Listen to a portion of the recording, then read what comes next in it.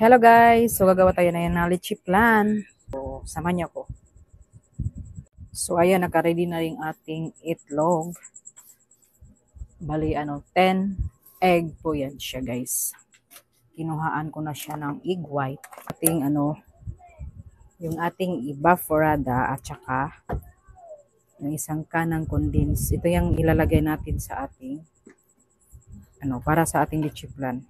Muna natin yung ating itlog.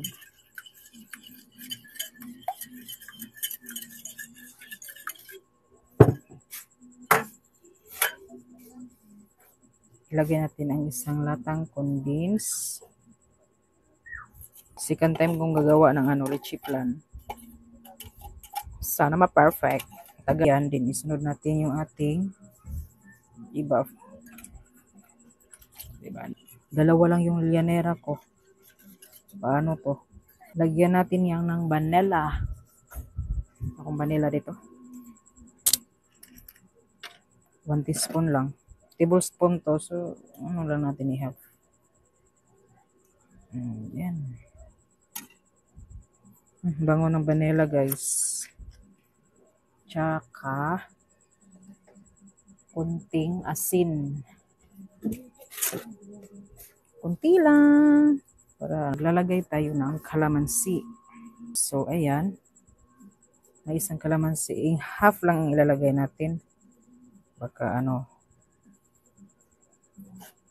baka magiging maasim naman tong natin. Half lang. Okay.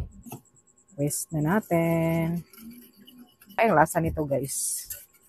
Ko muna tong lianera natin guys. Bali, dalawa lang yung lianera ko ito. Hugasan ko muna siya. And hugasan ko na to, pero hugasan natin ulit.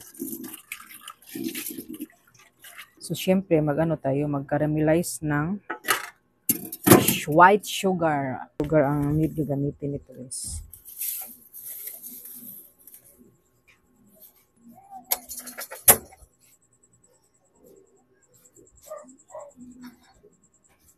Melt muna natin siya. So, ayan guys, nag-brownie na siya. Kailangan natin siyang gawing brown talaga. So, pag magba-brown na siya lahat, pwede na itong anuhin natin. Hirapan. Ang adlaw, kasilangan. Yan. Kailangan salain siya guys. So,